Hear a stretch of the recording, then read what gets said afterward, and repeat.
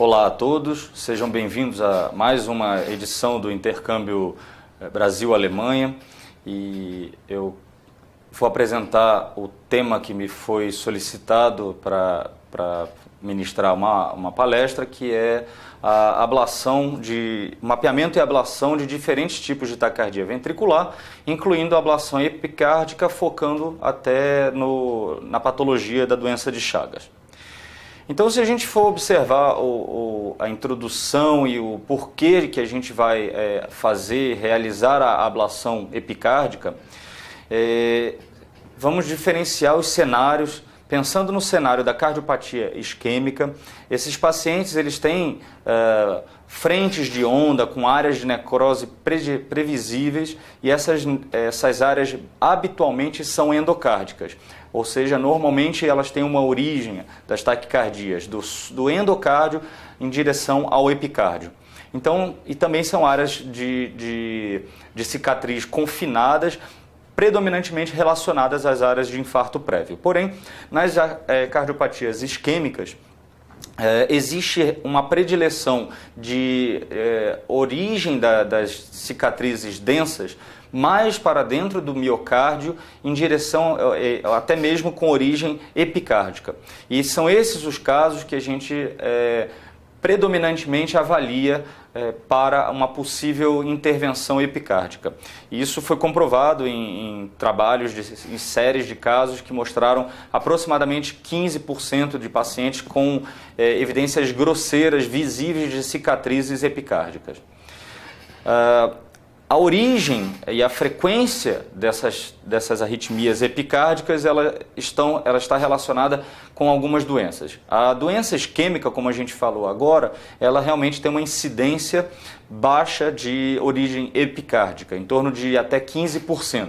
Já a cardiopatia hipertrófica, a displasia arritmogênica do ventrículo direito e a cardiopatia dilatada idiopática tem origens epicárdicas em até quase 50%. E no nosso meio, a doença de Chagas, que é prevalente, tem até 60% de arritmias relacionadas com origem epicárdica.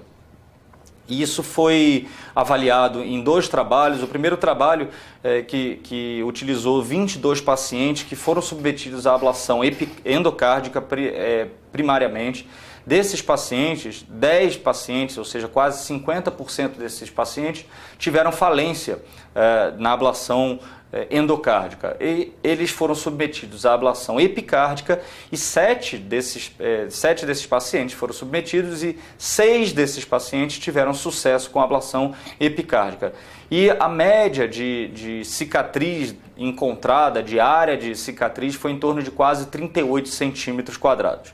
Em outro trabalho, que também avaliou com o uso de mapeamento eletroanatômico a origem epicárdica, em 22 casos de origem epicárdica, porque 20 desses pacientes tinham falência da primeira tentativa de ablação com o mapeamento endocárdico, a região epicárdica foi encontrada em 82% relacionada às arritmias ventriculares e às cicatrizes densas. Então, o que a gente pode pensar em termos de eletrocardiografia para as arritmias ventriculares? Inicialmente, para as arritmias ventriculares em geral, a gente deve avaliar predominantemente a derivação V1. Em V1, se a gente tiver 2 tipos de padrão de bloqueio de ramo, a gente consegue discernir a provável origem dessa arritmia. Se o bloqueio de ramo for bloqueio de ramo esquerdo, normalmente o sítio de saída ou é do ventrículo direito ou da região do septo interventricular. Se o bloqueio de ramo for direito, provavelmente a origem já é do ventrículo esquerdo. E o eixo da taquicardia? Se tiver um eixo superior, essa taquicardia provavelmente está relacionada à parede inferior. Da mesma forma, um eixo inferior, provavelmente a parede anterior está relacionada.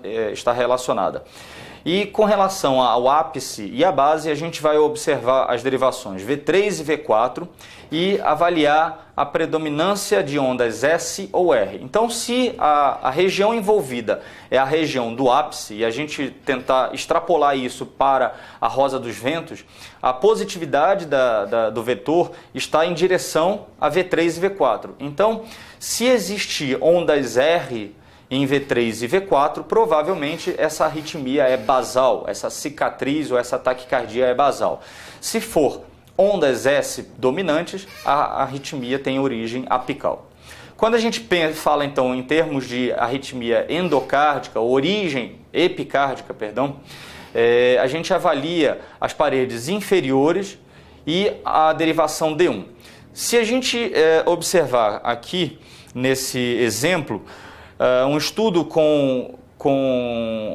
realizado com estimulação para tentar reproduzir o sítio de origem epicárdico, quando a origem se dá na parede inferior, D2, D3 e AVF, que são derivações do plano inferior, vão possuir uma atividade de onda Q. E para diferenciar um pouco mais, a gente consegue observar na parede basal da parede apical com relação àqueles desvios do eixo, como a gente comentou anteriormente. E já na parede superior, não vai haver a onda Q em D2, D3 e AVF, e existe uma onda Q em D1.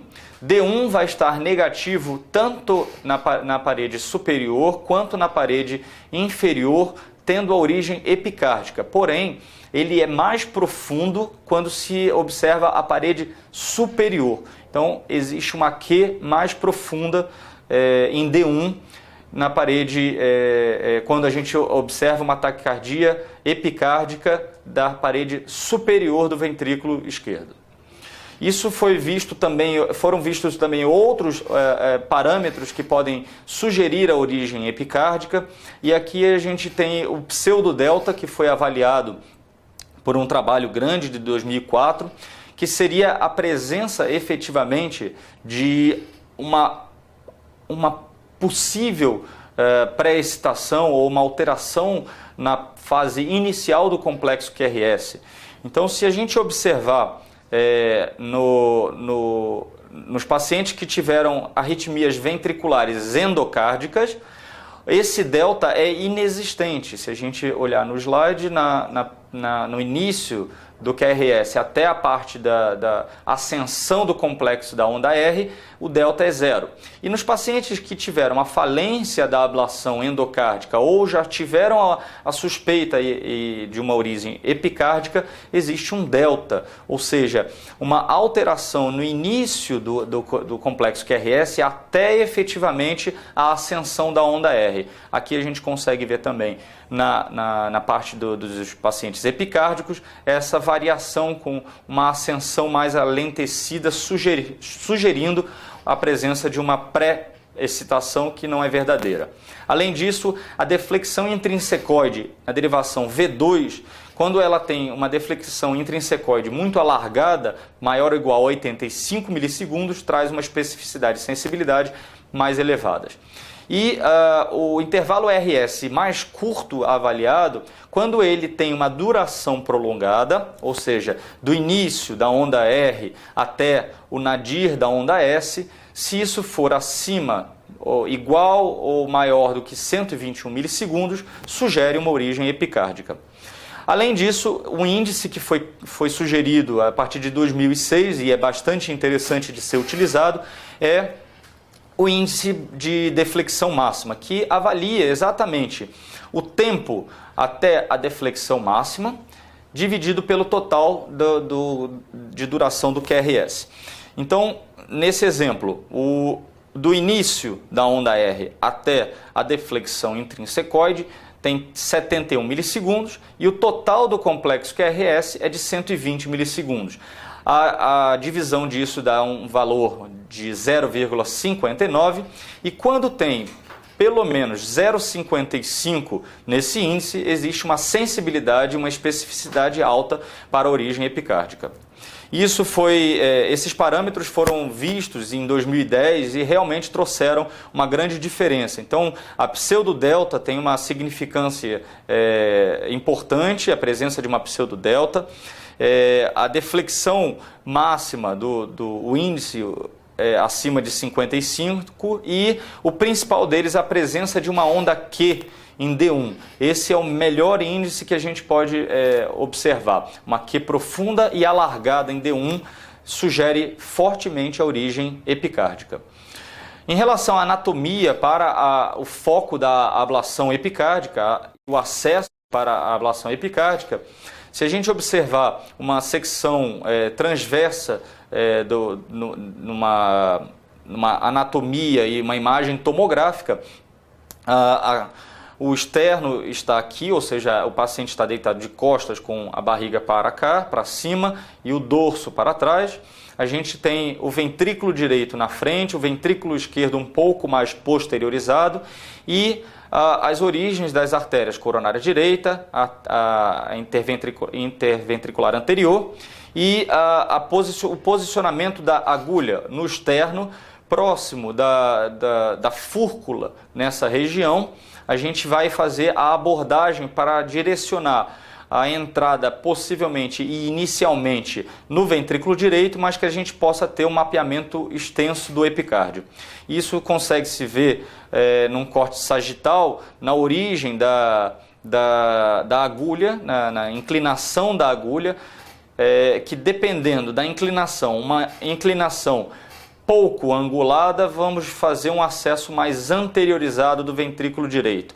Uma orientação mais angulada, mais do que 45 graus, a gente vai ter um acesso mais posterior do epicárdio. E isso já foi muito bem descrito com a técnica de acesso epicárdico pelo uso da agulha de TUI, que é uma agulha anestésica e mais romba, para ela evitar realmente a laceração dos outros tecidos até a chegada ao epicárdio. E mostrando aqui também então a região de entrada e, a depender da sua angulação, como que você vai acessar o epicárdio. Radiologicamente, utilizando-se então um pouco de contraste, esse contraste aqui mostra a tenda de inserção, de perfuração do pericárdio, e se durante a filmagem existe uma lavagem desse contraste ao longo do bordo radiológico do coração, e utilizando-se guias longas, você consegue realmente fazer uma volta ao longo do epicárdio, que em outras condições, como uma perfuração do ventrículo direito, isso não aconteceria. O mapeamento, então, ele pode ser feito baseado em diversas formas, porém, hoje já se tem bastante descrição naqueles casos viáveis, ou seja, pacientes que não tenham dispositivos que contraindiquem o uso de ressonância magnética. É uma ferramenta diagnóstica extremamente viável e importante, que traz um pouco mais sobre a área de fibrose envolvida. Então, com o realce tardio, a gente consegue observar a extensão e a possível origem realmente epicárdica da fibrose. E isso já teve uma correlação com o mapa de voltagem, que é feito com mapeamento eletroanatômico, e nesse trabalho o tamanho da cicatriz endocárdica foi correlacionado, por exemplo, com a área de cicatriz endocárdica, quando a gente considerava tecidos doentes menores do que 1 milivolt. Então, as ferramentas que a gente tem para fazer o mapeamento de uma arritmia ventricular de origem epicárdica são o eletrocardiograma de superfície de 12 derivações, que ele pode mostrar a origem, a saída, baseado no eixo e naquelas avaliações eletrocardiográficas já ditas.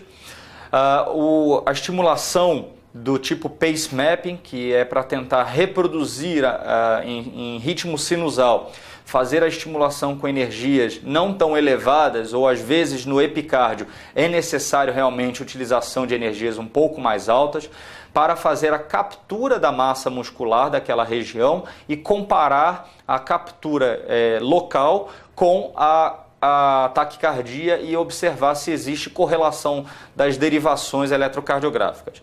A técnica de encarrilhamento é extremamente importante nas arritmias sustentadas e principalmente no caso da não utilização de algum suporte hemodinâmico nas arritmias estáveis. aonde você vai fazer uma sobreestimulação com ciclos mais curtos daquela região durante taquicardia e observar o seu intervalo pós-pace, ou intervalo pós-estimulação, para observar se existe uma correlação de onde você está estimulando com a possível área de cicatriz e condução alentecida. E o uso de mapas tridimensionais, como o Insight, o Carto e outros mapas disponíveis, pode ser feito principalmente nas arritmias instáveis e naquelas arritmias que são de múltipla origem, porque aí não vai se focar na ablação efetivamente da taquicardia, mas sim do substrato. Aqui é um exemplo em que existe as várias ferramentas incluídas, a taquicardia alvo, o mapa tridimensional aqui mostrando a densidade que você seleciona, dizendo, por exemplo, o que é tecido sadio, essa barra roxa, a coloração arroxeada, é tudo tecido sadio, e a zona de transição vai do azul, verde, até o vermelho, sendo o vermelho as zonas de cicatriz. Então a gente consegue ver uma extensa zona de cicatriz e os bordos da lesão.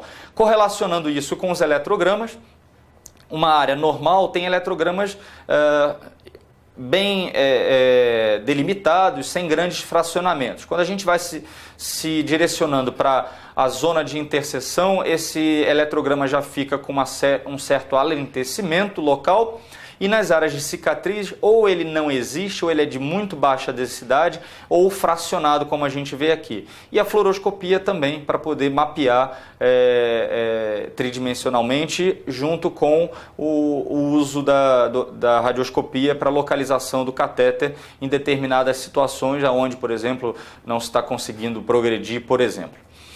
Então, esse exemplo mostra então uma taquicardia sustentada, e essa taquicardia foi feita uma sobreestimulação da região. Nesse caso, a gente consegue até fazer uma correlação de pace mapping, mas aqui foi feita uma sobreestimulação com um ciclo mais curto, ou seja, mais rápido do que a taquicardia, e foi observado o intervalo pós-pace. Então, a taquicardia girando em 460, o circuito, ou seja, o intervalo pós-pace em torno de 480, estando próximo de 40 a 50 milissegundos essa diferença, você provavelmente está no circuito da taquicardia. Baseado nisso, foi feita a aplicação de radiofrequência e houve o término da taquicardia após aproximadamente 60 segundos. Então, é uma forma de demonstrar o uso das ferramentas eletrofisiológicas sem a necessidade necessária do mapeamento eletroanatômico. A ablação epicárdica pode ter algumas complicações essas diversas, sendo as mais importantes a lesão coronariana, sendo fundamental pré-ablação, pré-aplicação de radiofrequência, a realização de coronariografia para avaliar se as regiões onde vão ser feitas as aplicações de radiofrequência existe correlação com o curso de uma das artérias coronárias, ou até mesmo em determinadas localizações realizar a estimulação do catéter para ver se existe captura do nervo frênico. Essas são as principais complicações.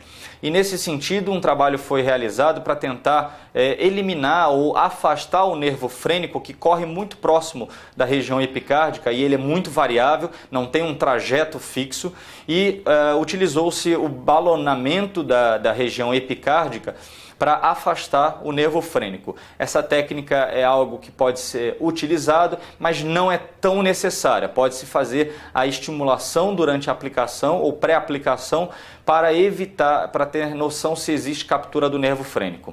E aqui um exemplo de uma coronariopatia induzida por aplicação de radiofrequência. Então, pré-radiofrequência existia um trajeto da coronária e pós-radiofrequência houve uma oclusão da artéria coronariana, sendo necessária então uma intervenção percutânea hemodinâmica. Baseado nisso, além disso, algumas taquicardias elas são instáveis, e baseado nessa instabilidade, alguns trabalhos hoje foram feitos pensando-se em utilização de suportes hemodinâmicos. O que existe de suporte hemodinâmico hoje são o balão intraórtico, que já é utilizado há muito tempo, porém, para a eletrofisiologia, ele não trouxe grandes benefícios. O Tandem Heart, o Impella e o ECMO, que são os dispositivos mais atuais. O Tandem Heart, ele é um dispositivo que é mais grosseiro e mais difícil de ser utilizado percutaneamente. E o ECMO é necessária a intervenção cirúrgica para poder realizar a sua inserção. O Impella é algo que a gente tem mais disponível para o nosso meio e ele é um dispositivo percutâneo que pode ser utilizado com dois tipos de fluxo. Aquele que nos traz um fluxo de 2,5 litros por minuto ou o de 4 litros por minuto, e existe também o Impella de 5 litros, mas esse tem inserção cirúrgica. A angiografia deve ser feita, realizada pré-colocação desse dispositivo para realmente avaliar se existe alguma oclusão arterial que impeça a inserção do dispositivo, que é de razoável calibre. Existe a utilização de um introdutor longo com calibroso de 13, 14 French, inserido através de um fio guia. Tem toda uma técnica que é feita com a utilização de confirmação fluoroscópica, curvas de pressão e até mesmo, principalmente, a utilização de um ecocardiograma transtorácico para a sua inserção. Porque o dispositivo ele tem uma região que é onde entra o sangue, que fica inserido no ventrículo esquerdo, e a região por onde sai, ou seja, o motor que vai aspirar esse sangue de dentro para fora, essa região precisa estar na aorta. E isso é muito bem visualizado com o raio-x, mas principalmente com o uso do eco transtorácico. Alguns trabalhos validaram a utilização do dispositivo percutâneo e esse trabalho, por exemplo, ele usou em 23 procedimentos consecutivos de 22 pacientes, pelo menos todos esses pacientes eles tinham pelo menos uma arritmia ventricular instável, ou seja, com uma pressão arterial média menor do que 45 milímetros de mercúrio. Mostrou que apesar, alguns dos resultados obtidos foram que ainda a duração do procedimento é prolongada quando utiliza-se o dispositivo de assistência circulatória, porém a taxa de taquicardias induzidas e possíveis de mapear foi maior com o dispositivo percutâneo. E pelo menos uma taquicardia foi terminada e eliminada com durante a aplicação de radiofrequência. Isso com uma diferença significativa. E a recorrência foi muito parecida, não foi tão diferente. Porém, em outro trabalho, com 20 pacientes consecutivos, ele avaliou também a eficácia do dispositivo em termos de queda de saturação. Então, eles utilizaram 3 ciclos de estimulação e com 500, 400 e 300 milissegundos e observaram que a saturação de oxigênio foi adequada com o uso do suporte hemodinâmico nos diversos ciclos de estimulação. Baseado nisso, os benefícios que o dispositivo pode trazer nos pacientes com arritmias instáveis, com grave disfunção ventricular, que geralmente são os casos desses pacientes, é a probabilidade e a capacidade de encarrilhamento de taquicardias anteriormente instáveis, ou seja, fazer o encarrilhamento e o mapa de ativação e não o mapa de cicatriz, ou seja, avaliar como que essa arritmia está rodando em maior número de taquicardias ventriculares, com menos lesão de órgão-alvo. Além disso, existe a possibilidade, nessas arritmias instáveis, de fazer a eliminação da taquicardia durante a taquicardia com as aplicações de radiofrequência. As complicações ainda existem, são complicações que provavelmente porque ainda precisam de estudos mais prolongados para a gente poder definir isso e possivelmente devido à curva de aprendizado, existem complicações vasculares que são descritas, acidente vascular cerebral, e para isso é fundamental uma anticoagulação grande com TCA pelo menos de 300 milissegundos. A presença de tamponamento também pode acontecer, defeitos septais iatrogênicos podem ocorrer, mas isso predominantemente com o tandem, ele é inserido após uma punção transeptal, e até mesmo existe relato de óbito com o uso dos dispositivos de assistência circulatória, mas isso possivelmente vai mudar com a curva de aprendizado. No caso de a inserção de um dispositivo de assistência circulatória que precisa necessariamente de uma anticoagulação intraprocedimento, o ideal, quando se vai fazer ou se vai acessar o pericárdio, o epicárdio, é realizar inicialmente a punção epicárdica e deixar aquele acesso pelo menos já garantido, mesmo que se vá fazer uma avaliação ou uma aplicação de radiofrequência primariamente endocárdica, porque caso contrário deve-se retirar o dispositivo de assistência circulatória, reverter a heparinização, ou seja, fica muito mais complexo. Então, para finalizar, eu quero apresentar um caso nosso de uma patologia, de uma paciente portadora de cardiopatia chagásica que foi submetida ao implante de um desfibrilador em 2010, depois de uma morte súbita abortada. Essa paciente estava em uso de amiodarona por causa de arritmia ventricular e já com doses elevadas ela estava apresentando efeitos adversos, efeitos esses da pele, com manchas na pele.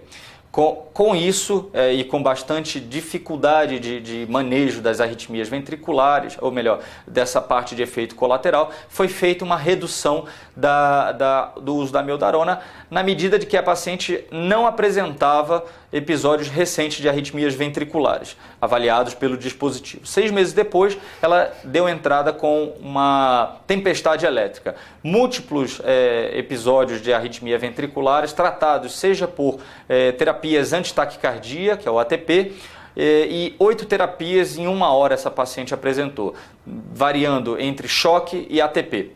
E, além disso, ela tinha comprometimento hemodinâmico, turvação visual e pré-síncope, além de hipotensão e dor torácica. A fração de ejeção dessa paciente era de 26%. Ela foi, então, encaminhada para a ablação epicárdica, já voltada para o epicárdio baseado na patologia de base. Depois do acesso epicárdico obtido, a gente fez a inserção do Impella, que é o dispositivo de assistência circulatória. A gente conseguiu induzir inúmeras taquicardias, incluindo taquicardia polimórfica, e baseado nisso, a gente foi optado pelo mapeamento de substrato.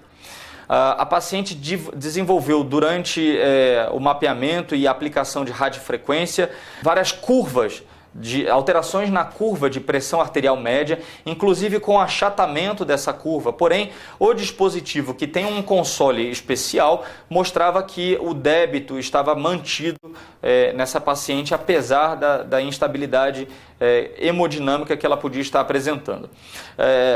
Depois da ablação, o Impella foi progressivamente retirado com auxílio de ecocardiograma para avaliar a função ventricular, e no segundo dia essa paciente teve alta hospitalar.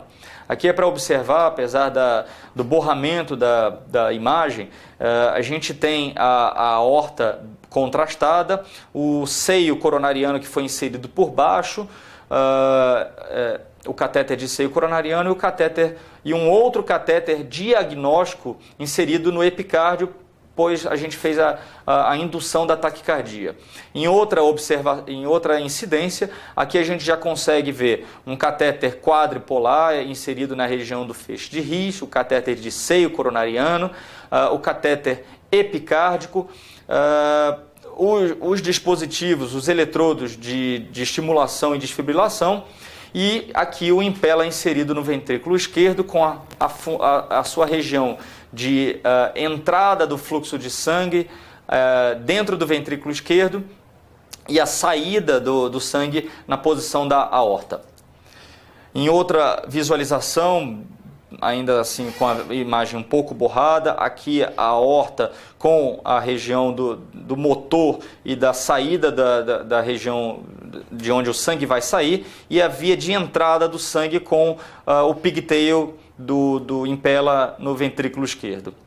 Então, para finalizar, uma abordagem prática que vale a pena seguir é se existe então uma taquicardia ventricular refratária à medicação, ou mesmo um paciente que tem múltiplos choques de um desfibrilador, você pode considerar esse paciente para ablação e até mesmo com o uso de um sistema circulatório. Então, se esse paciente ele for elegível para anestesia geral, tudo a depender da sua função ventricular. Se ele não for, você pode fazer o mapa de substrato, ablação através do mapa de substrato. Caso contrário, se ele tiver doença vascular arterial importante, você não deve inserir o dispositivo e fazer também a ablação de substrato. De acordo com o tipo de taquicardia clínica, você vai avaliar como que você vai fazer a abordagem. A via transeptal, se fazer uma via transeptal, pode-se utilizar o impella, porque ele é retroaórtico, e os outros dispositivos, até mesmo o balão intraórtico. Se a arritmia for rápida ou instável, você pode usar sim os dispositivos de assistência circulatória. No acesso retroaórtico para a ablação, aí o ideal é o uso do ECMO ou do Tandem Heart, porque eles são ou percutâneo como o Tandem Heart, que é transeptal, ou o ECMO, que já é cirúrgico. Se a intervenção for epicárdica, pode-se utilizar o impella e o Tandem Heart, que são ambos percutâneos. No caso de grave disfunção ventricular, pode-se considerar o Tandem Heart, porque ele dá um pouco mais de volume para esses pacientes. Obrigado, espero que possam aproveitar.